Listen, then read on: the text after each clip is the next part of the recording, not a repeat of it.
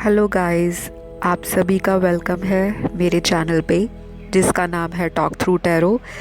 Video शुरू करने से पहले सभी व्यूअर्स का और जो सब्सक्राइबर्स हैं आपका धन्यवाद कहना चाहूँगी, क्योंकि आप लोग वीडियो को पसंद करते हो, लाइक्स देते हो। हर एक वीडियो के नीचे आपके बहुत ही प्यारा और बहुत ही दिल छूने वाले कमेंट्स आए होते हैं और इसी तरह अपना प्यार मेरे चैनल को देते रहिए ताकि हमारी ये यूट्यूब स्पिरिचुअल फैमिली बहुत जल्दी ग्रो करे और बहुत सारे लोग टैरो की गाइडेंस से अपनी ज़िंदगी में मुश्किलों को आसान करें। ठीक है जी।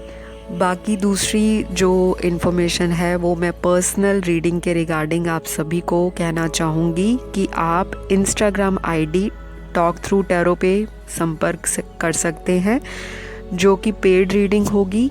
और मैं किसी भी तरह का कोई व्हाट्सएप कॉन्टैक्ट नंबर, कोई ईमेल आईडी अपने चैनल के कमेंट बॉक्स में या डिस्क्रिप्शन में कहीं भी नहीं शेयर करती। तो आप लोगों को स्कैमर से बचना है। जो लोग आपको नीचे कमेंट में नंबर डालते हैं कंसल्टेशंस के लिए, वो मेरे चैनल से जुड़े हुए बिल्कुल भी नहीं हैं।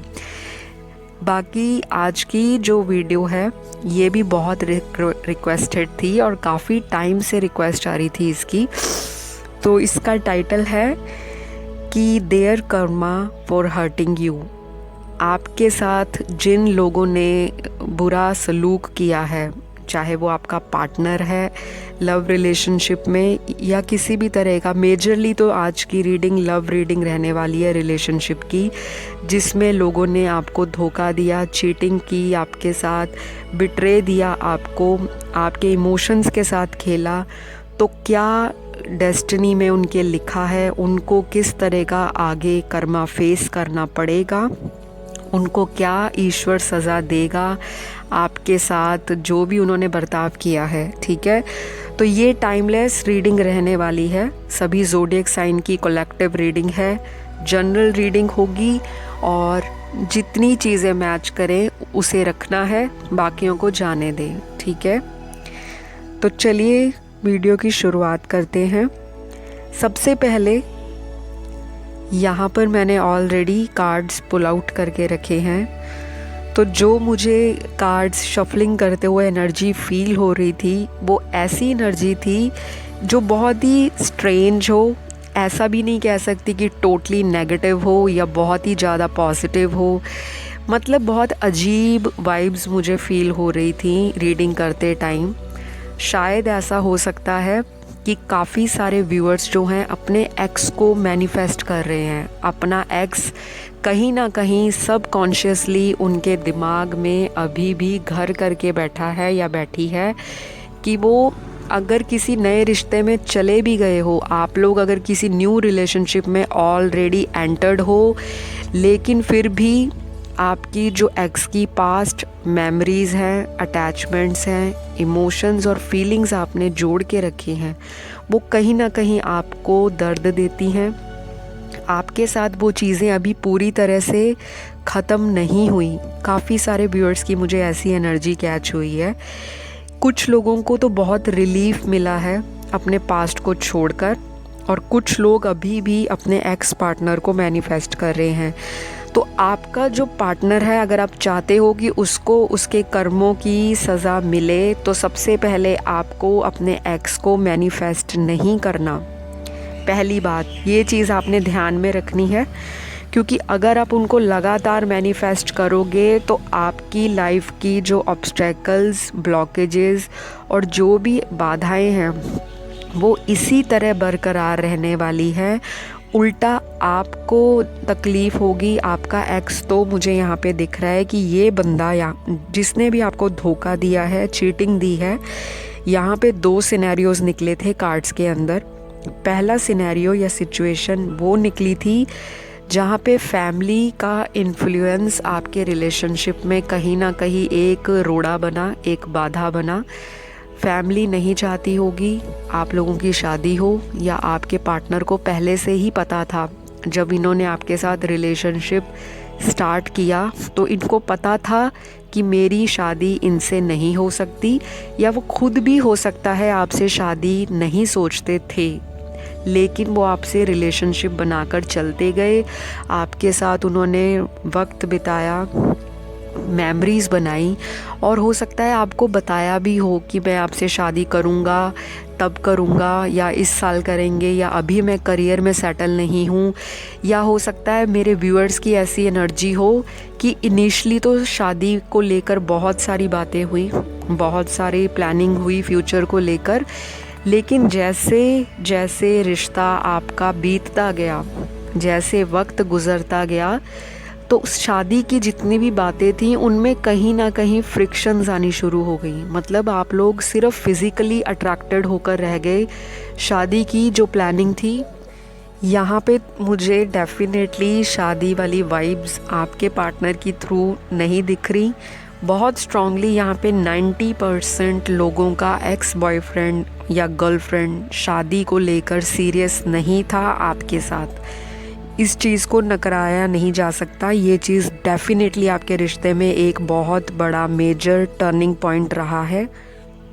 दूसरी बात हो सकता है यहाँ पे ये भी चीज़ है कि आप दोनों को ही पता था कि रिलेशनशिप में कास्ट डिफरेंसेस हैं, रिलीजन अलग अलग हैं, पेरेंट्स नहीं मानेंगे, या सोशल स्टेटस या फाइनेंशली कोई मनी का स्टेटस आप दूसरे का एक दूसरे से बहुत अलग हो।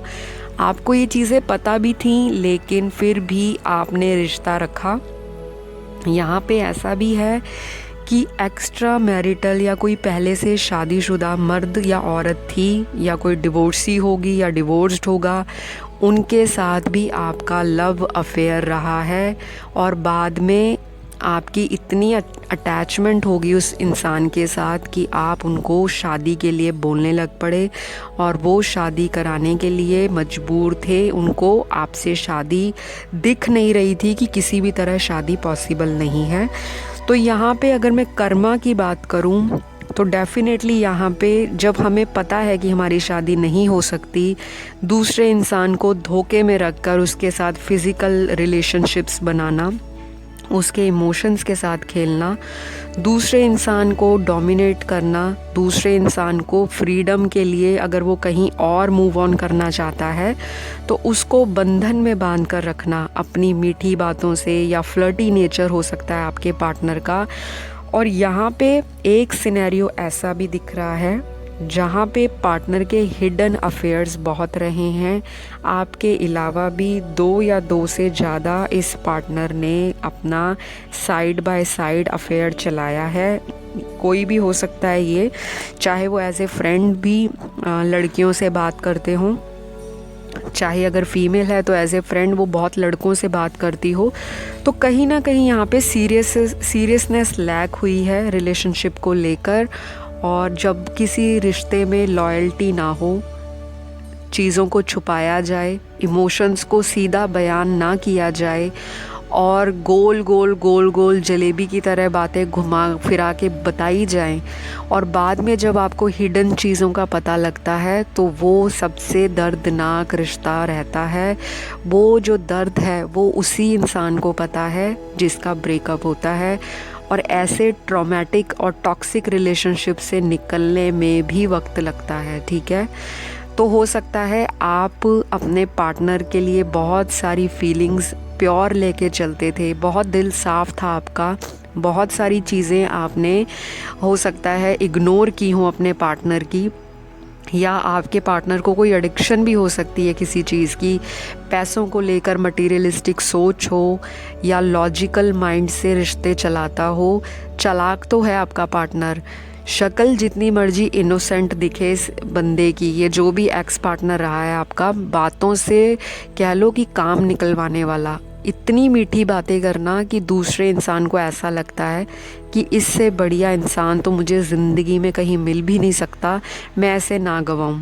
तो कहीं ना कहीं अभी भी आपके दिल में ना अपने एक्स के लिए वो चीज़ें हैं। और काफ़ी सारे लोगों के जो एक्सेस हैं उनका फैमिली इशू या फैमिली प्रेशर या फैमिली का माहौल ऐसा रहा है कि वो लव मैरिज को सहमति नहीं दे सकते थे। ये भी वजह बनी आपके रिलेशनशिप के ख़त्म होने की। और सोल लेवल कनेक्शन आपका नहीं बना अपने पार्टनर से। दोनों की तरफ से सोल यूनियन या सोल लेवल स्पिरिचुअल कनेक्शन नहीं था। एक पार्टनर फिज़िकली अट्रैक्टेड था, दूसरा इंसान इमोशनली कनेक्टेड रहा है अपने रिश्ते में। तो आपके पार्टनर का जो कर्मा है वो बहुत लोगों का यही है कि इस इंसान को गिल्ट तो फील होगा आपको छोड़ने के बाद, वो तो डेफिनेटली है। और इस इंसान को वैसा पार्टनर सोल लेवल कनेक्शन में कभी भी नहीं फील होगा। जी हाँ, ये इंसान प्यार के लिए तरसेगा। इसको प्यार की अहमियत आपको छोड़ने के एकदम से बाद नहीं पता लगेगी। हो सकता है साल 6 महीने भी ये इंसान जो है अपनी प्लेफुल एनर्जीज़ में, अपनी जो इनकी थिंकिंग है कि फ्लर्ट करो, गो विद द फ्लो रहो, केयर फ्री रहो, लड़कियों की कमी नहीं या लड़कों की कमी नहीं, ये इंसान 6 महीने से लेकर 1 साल तक ऐसा ही रहेगा ब्रेकअप के बाद। हो सकता है उसके बाद ये पार्टनर आपको बहुत बुरी तरह से याद करे और एक पॉइंट पे आके ये इतना अलोन फील करेगा, इतना ज़्यादा अपने आप में रिग्रेट फील करेगा कि काश मैं आपके पास वापस आ जाता। ये बंदे को रियलाइजेशन होगी, लेकिन बहुत स्लो होगी, पर डेफिनेटली होगी। यही कर्मा है आपके पार्टनर का। इनकी अगर शादी भी हो गई है तो ये उस पार्टनर के साथ फिज़िकली रिलेशनशिप में खुश है, लेकिन ये पार्टनर सोल लेवल कनेक्शन अपनी वाइफ या अपने हस्बैंड के साथ फील नहीं करता। अभी भी इनके बैक ऑफ द माइंड या सब कॉन्शियसली ये इंसान भी आपको मैनिफेस्ट करता है, ये इंसान भी आपको याद करता है, लेकिन ये इंसान अब एक मैरिज की कमिटमेंट में, एक यूनियन में चला गया है, तो ये वापस तो आने वाला नहीं है। लेकिन डेफिनेटली रिग्रेटफुल एनर्जी है इस इंसान की, और बहुत बैडली ये इंसान ना अपने आप में लोनलीनेस को फील करेगा। चाहे इनके बच्चे भी हो जाएं, चाहे इनकी शादी भी हो गई हो या होने वाली हो या कभी हो, तो ये इंसान ना जो चीज़ें इन्होंने आपके साथ मतलब बनाई थी, मेमोरीज़ बनाई थी, बेशक ये उस टाइम प्लेफुल था या इस इंसान ने कदर नहीं की प्यार की, कहीं ना कहीं मुझे ये दिख रहा है कार्ड्स में, ये ज़रूर फील करेगा। और कर्मा इनको बहुत बैडली हिट करने वाला है। इनको कोई मेजर ट्रांसफॉर्मेशन के थ्रू लाइफ में गुजरना पड़ेगा। चाहे हो सकता है इनको इनकी फैमिली में आगे जैसे बच्चे होने में दिक्कत आए, या हो सकता है कि इनकी फैमिली में ऐसी सिचुएशंस आएँ इनकी सिबलिंग्स के साथ या इनके अपनी फैमिली मेम्बर्स के साथ, कोई ना कोई परेशानी इनकी शादी होने के बाद आएगी, या जब इनकी शादी होने वाली होगी उससे पहले इनकी घर के अंदर कोई ना कोई ऐसी घटना घटेगी जिससे इनको एक शॉक लगेगा कि मैंने ऐसा क्या बुरा किया था जो भगवान ने एकदम से ही मेरे साथ ये सब कुछ कर दिया। तो ये सडन झटका लगेगा। बेशक इनके साथ कुछ बुरा हो शादी के बाद या जब शादी होने वाली हो, उससे पहले इनकी फैमिली में कोई मेजर लॉस हो जाए, पैसों को लेकर कोई घर में चोरी हो जाए, या कुछ भी इनका कोई नुकसान हो जाए बिज़नेस में, या इनका भी कोई रिश्ता अगर आपको छोड़कर ये गए हैं तो जो थर्ड पार्टी है वो भी इनको बुरी तरह से चीट करेगी और ऐसा मुंह की खानी पड़ेगी इस इंसान को जिसके लिए इन्होंने आपको डिच किया। वो लड़की या वो लड़का इनको डिच करेगा किसी और के लिए, तो ये बंदा ना यहाँ का रहेगा ना वहाँ का रहेगा। फिर ये बंदा सिर्फ़ और सिर्फ शादी कराने की सोचेगा कि बस मेरी अब ईश्वर शादी करा दे, क्योंकि ये इंसान भागेगा अपनी फीलिंग से।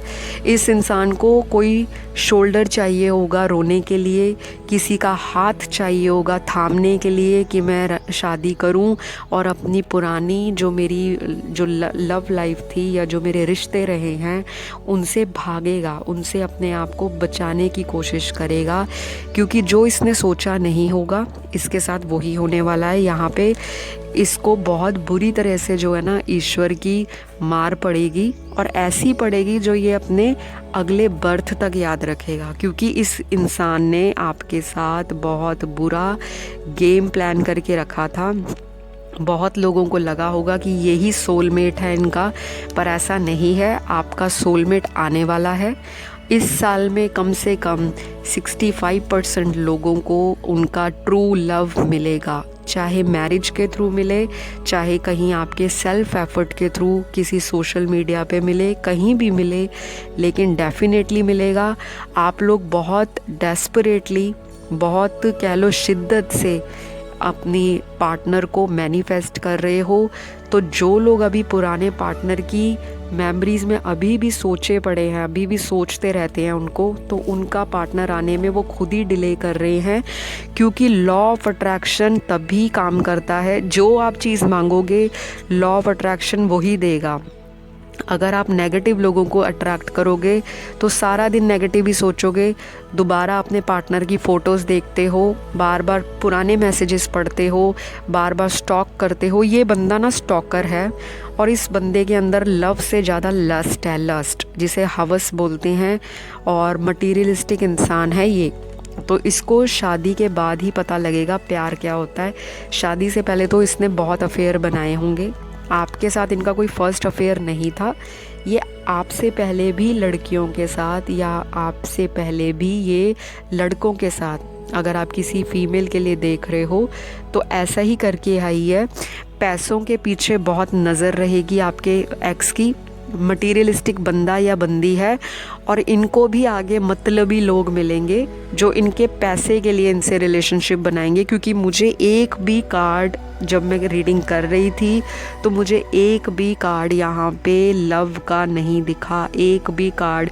सब में lust, devil energy, love, lust, धोखा और पीठ पीछे वार करना, सिर्फ पैसा ही पैसा, जैसे बस पैसे के लिए ही कनेक्शन बने थे। तो ये इंसान अगर जैसा भी था, मतलब बातों से तो इतना तेज़ था कि दूसरे इंसान को ऐसे एक बार में, एक झटके में ही अपना दीवाना बना दे। ये इंसान ऐसा है। लेकिन डोंट वरी, जिसके लिए इन्होंने आपको छोड़ा है ना, वो बंदा या बंदी भी सेम वही इनको दे के जाएंगे। तब इनको रियलाइज़ होगा कि मैंने बहुत बड़ी गलती की अपनी पार्टनर को छोड़कर। ये हो सकता है आपको कन्फेस भी करें। कुछ लोगों की एनर्जी ऐसी है कि आपका पार्टनर थर्ड पार्टी के साथ जो भी करके आएगा, आपके पास आके कन्फेस करेगा, माफ़ी मांगेगा और बोलेगा भी कि मुझे एक्सेप्ट कर लो। तो मुझे लगता है तब आप इनको एक्सेप्ट नहीं करोगे, या आप इनको बोलोगे कि मैं अपनी लाइफ में मूव ऑन हो गई हूँ या हो चुका हूँ, तो सॉरी, अब मेरे लिए, मेरे दिल में आपके लिए कोई जगह नहीं है। तो ऐसा आप इनको बोलने वाले हो। यहाँ पे डेफिनेटली थर्ड पार्टी है। फ्लर्टिंग नेचर था पार्टनर का, जो दिखाता कुछ था, अंदर से कुछ और था। बेशक प्यार करता हो आपको, लेकिन उस लेवल का प्यार नहीं कि आपके लिए स्टैंड ले सके, ठीक है। तो यहाँ पे सोल लेवल कनेक्शन तो पार्टनर के साथ नहीं रहा। ये एक ट्विन फ्लेम जर्नी थी, या फिर ये एक कार्मिक और टॉक्सिक रिलेशनशिप रहा है, जो आपकी लाइफ में आना बहुत ज़रूरी था। अगर ना आता तो आपको अच्छे लोगों को जानने के लिए और अच्छा पार्टनर मैनिफेस्ट करने के लिए यूनिवर्स मजबूर ना करता। तो आपको मैंने बता दिया इस इंसान का कर्मा क्या है। इस इंसान को कर्मों की सज़ा यही मिलेगी। जो जो चीज़ें उन्होंने आपके साथ की, थर्ड पार्टी वो ही करने वाली है। अभी बेशक ये इंसान बहुत मस्त होके, बहुत फ्री होके एंजॉय कर रहा हो लाइफ। इसको लगता हो कि हाँ, इस लाइफ के बाद तो मतलब ऐसी लाइफ तो मैंने कभी सोची भी नहीं थी। बहुत अपने आप में इसको प्राउड होगा, बहुत इसके अंदर एटीट्यूड होगा, बहुत इसके अंदर ऐसी चीज़ें होंगी कि हाँ, मैं तो सेल्फ सफिशेंट हूँ, इंडिपेंडेंट इंसान हूँ। और बहुत ज़्यादा ना ये इंसान अपने ऊपर ध्यान देता है कि मेरे आगे पीछे तो लोग ही लोग हैं, मुझे किसी की ज़रूरत नहीं। एक टाइम पे ये इंसान लोगों को बैग करेगा, लोगों को चेज़ करेगा और लोगों से माफ़ी मांगेगा कि मुझे अपनी लाइफ में जगह दो। तब इनको कुदरत की वो मार पड़ेगी, वो छड़ी पड़ेगी ईश्वर की, जो इन्होंने कभी सोची भी ना हो। क्योंकि what goes around comes around. देर से सही लेकिन दुरुस्त आए इनकी ज़िंदगी में। या तो इन्होंने ऑलरेडी कर्मा फेस कर लिया है, या फिर ये फेस करेंगे, लेकिन बैड वाला कर्मा है इस इंसान का, क्योंकि इन्होंने बहुत गलतियां की हैं और आपने इनको बहुत बारी चांसेस दिए होंगे। एक के बाद एक आपने चांस दिए होंगे, लेकिन एक पॉइंट पे आपने मन बना लिया कि बस अब नहीं मैंने ये रिश्ता रखना, अब मुझे मूव ऑन करना है। काफ़ी लोग मूव ऑन हो भी चुके हैं, क्योंकि मुझे यहाँ पे ये आप लोगों की एनर्जी सेल्फ लव की दिख रही है। और काफ़ी लोग अभी अगर किसी और रिश्ते में भी है तो कहीं ना कहीं पुरानी चीज़ें उनके दिमाग में और दिल में लटक रही हैं, उनको रिलीज़ करो। अगर आप चाहते हो पार्टनर को जल्दी पनिशमेंट मिले भगवान की तरफ से, तो वो तो ज़रूर मिल के रहेगी। जब आप उनको रिलीज़ कर दोगे ना पूरी तरह से, तो कर्मा ज़रूर इनको मिलेगा। तो गाइज़, आज की ये बहुत छोटी लेकिन बहुत ही एक्यूरेट रीडिंग मैंने की है। बहुत ज़्यादा मैंने कोशिश की कि मैं बहुत सारे लोगों के लिए मैसेजेस कवर कर सकूं, उनकी एनर्जीज़ को कैच कर सकूं। बाकी आप अनकंडीशनल लव पे बिलीव रखिए, ज़्यादा पार्टनर के बारे में नहीं सोचना। एक्स है ना, चला गया तो उसको निकाल के दूर फेंको। जब वो आपके लायक ही नहीं था, अगर आपसे इतना प्यार करता तो आपको छोड़ता ही क्यों, ठीक है? आपके लिए स्टैंड लेता। आगे आने वाला पार्टनर एक स्टेबल इंसान है, और बहुत ही ज़्यादा ये इंसान जो है, वो इंसान आएगा लाइफ में जिसके खुद पास्ट रिलेशनशिप्स आपकी तरह ख़राब हुए हों।